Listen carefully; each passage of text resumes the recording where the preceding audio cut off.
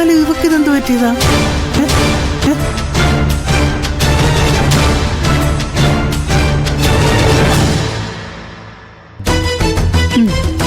ഇപ്പൊ എങ്ങനെ ഇരിക്കുന്നു? ഞാൻ പറഞ്ഞത് 100% സത്യമായില്ലേ?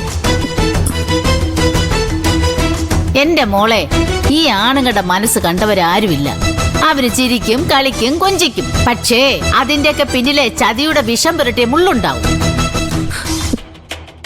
ഇന്നലെ ആ ഫ്രൂട്ട്സും മധുര പലഹാരങ്ങളും നെയ് റോസ്റ്റും ഒക്കെ കൊണ്ടു തന്നെന്ന് പറഞ്ഞപ്പോഴേ ഞാൻ വിചാരിച്ചതാ ഇതിന്റെ പിന്നിൽ എന്തെങ്കിലും ഗൂഢ ഉദ്ദേശം ഉണ്ടാവുമെന്ന്.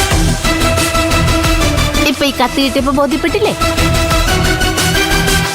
മോൾക്ക് ഒരു സംശയം തോന്നാതിരിക്കാൻ വേണ്ടിയാ ഇതൊക്കെ ചെയ്തത്. സാറിന്റെ മനസ്സേ കാര്യമായിട്ട് എവിടെയോ കുടുങ്ങിയിട്ടുണ്ട്. എന്നാലും എന്റെ ദത്തേട്ടനല്ല, ഏതേട്ടനാണെങ്കിലും ഈ കാര്യത്തിൽ ഒരു അമ്മ പെറ്റ മക്കളാ.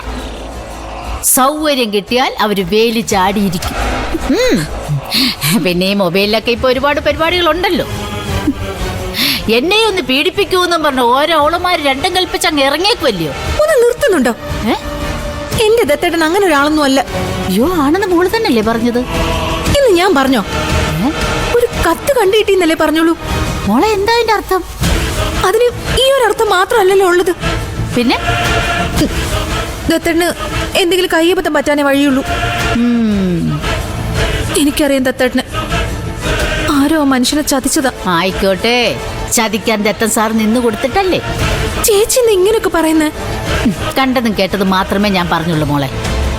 വിശ്വസിക്കുന്നതും വിശ്വസിക്കാതിരിക്കുന്നതും ഒക്കെ മോളുടെ ഇഷ്ടം. സൂക്ഷിച്ചാൽ മോൾക്ക് കൊള്ളാം.